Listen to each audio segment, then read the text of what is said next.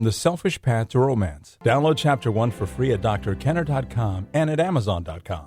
Here is a question I received from Fran. Dear Dr. Kenner, I'm scared of most everything. I lost my partner to breast cancer. She was my reason for living.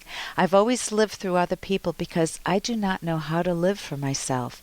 I have no friends and I'm extremely isolated.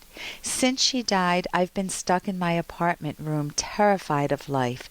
Although my mom lives across from me and my adult son lives with me, I have no relationship with either one of them. I don't know how to make friends. I tried to move on from my ex with a new person, Shayla, who became extremely ill physically and mentally. She sleeps all the time now and doesn't pay attention to me. I'm so depressed, confused, and lonely that at the young age of 54, I'm looking like a 70-year-old woman and feeling like my life is over. Fran. So, Fran, first, be good to yourself. You know, if you're still grieving the loss of your partner, you want to recognize that. And it's really hard to replace someone that you've loved for a long time and that you've been connected with. So, realize that some of the feeling depressed and confused and lonely may be a bit of the grief process. The second situation is be very selective. I know you're lonely. Obviously, you're learning that just picking anyone doesn't work. And if somebody isn't paying attention to you and they're not being a friend to you, then you don't need to have them in your life. You're the one that needs to value yourself more. So you talked about how you don't know how to make friends. And I would recommend that the first person you want to make friends with is yourself. And that means you want to be comfortable being alone with yourself, which means you want to find things that you value. What do you enjoy? What hobbies? What skills do you have? If you've been shut in for a while, when were you not shut in? When were you out and doing things? If you're watching TV and you see something, I might like a cooking class, or I might like to learn how to XYZ, you fill in the blank, go kayaking or something. You're 54, which I consider young. I agree with you there. And you want to bring your youth back to you. And I can tell you, when I was at the age of 14, I had a moment in time when I felt I was over the hill, very old. You might say 70 years old, but my life was over. And what had happened was I was looking at the Olympics, and I was just a preteen, and I realized that I didn't even know how to do a spin turn on the ice. I loved ice skating, and I had dreams of being an Olympic ice skating champion. And I thought, well, there goes my life. It's over. Luckily, that didn't last. So what you next want to do, first you want to value yourself. And next you want to find what skills, what hobbies or interests you could really enjoy, and change your self-talk, change what you say to yourself. In fact, even asking me the question is a really good sign, because you don't want to stay where you are. So addressing the problem is the first step, and you're doing that. So what could you do differently? You want to reach out to others. Obviously, you have a story to tell if you have a grown son living with you and your mother across the hall and you don't speak with either of them. My guess is there's a lot of pain involved in those relationships, and maybe some therapy would help, some supportive therapy, some cognitive therapy. You can go to a website, academyofct.org, and they could give you a lot of thinking skills. They could address what I've been talking about, change the way you're thinking. Each day I'm going to get a tad younger and think of something that will make my day a little more interesting, and get out a little more, run some experiments. I've taken myself to the theater before. If you enjoy the theater, it's going to be scary at first because you're not used to doing that. Maybe you just want to start by taking a walk around the block. The next thing you want to do is learn friendship skills.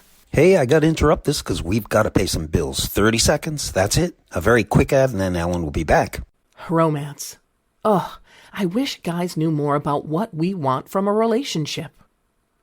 Boy, I wish I knew more about what I want. Where's that ad I saw? Here it is. The Selfish Path to Romance. A serious romance guidebook. Download Chapter 1 for free at selfishromance.com and buy it at amazon.com. The Selfish Path to Romance. That is interesting. The next thing you want to do is learn friendship skills. Being a good friend is skill-based. You need to know how to share the airwaves.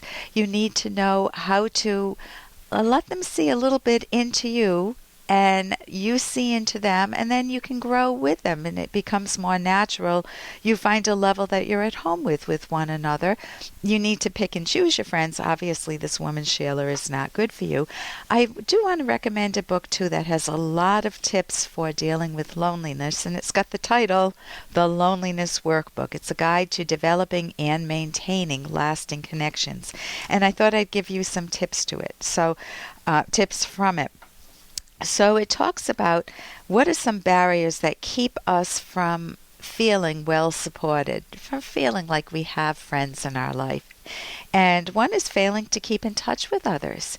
If people have reached out to you and you're afraid to reach back out to them, then that potential relationship or potential friendship may fade. It's choosing to isolate yourself, which is what you're doing. Avoidance as a coping strategy will not get you what you want. That feeling of youth, that feeling of having friends that you can bounce around with, do fun things with, make life interesting with. If you're fearful of rejection, you want to be able to learn some skills to cope with rejection. If you're always nagging, you want to learn how to stop nagging as much. I certainly had to curb that in myself, and I've been quite successful. If you're someone that's focused on the negative all the time, train your mind every day to focus on a few positive things that you enjoy.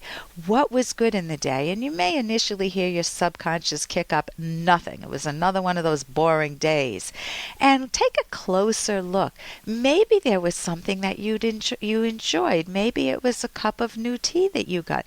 Maybe it was looking out and observing the birds. Well, maybe you could get involved with feeding the birds and getting involved with a community that identifies birds and enjoy that. You grow hobbies. If you're using foul language, that can be a put-off. I don't suspect you are. You haven't mentioned that. But that might be off-putting to someone. Practicing poor hygiene. If you don't clean and bathe yourself, that's a put-off too. So you would want to figure out how can you tend to yourself, value yourself, learn to be the best friend to yourself, and then reach out to others, gain the skills for that. For more Dr. Kenner podcast, go to drkenner.com and please listen to this ad. Here's an excerpt from The Selfish Path to Romance by psychologists Drs. Kenner and Locke. If your romance suffers from fatigue in either partner, discuss ways to ease your daily burdens you face. Is there an agreed-upon division of labor for housework and childcare? Would hiring a babysitter help? Are the children old enough to pitch in more around the house? Can you just say no to some of those volunteer activities you feel obligated to do? Find time to rest and be alone with each other when you are least fatigued. Find places to get away together. These don't need to be elaborate or expensive getaways. Sometimes a surprise lunch date or an overnight at a bed and breakfast helps tired couples reconnect and re-energize their romance. It is often easier to recharge away from home, where all the chores are temptations that threaten to distract your focus from one another. Download Chapter 1 for free at drkenner.com, and you can buy the book at amazon.com.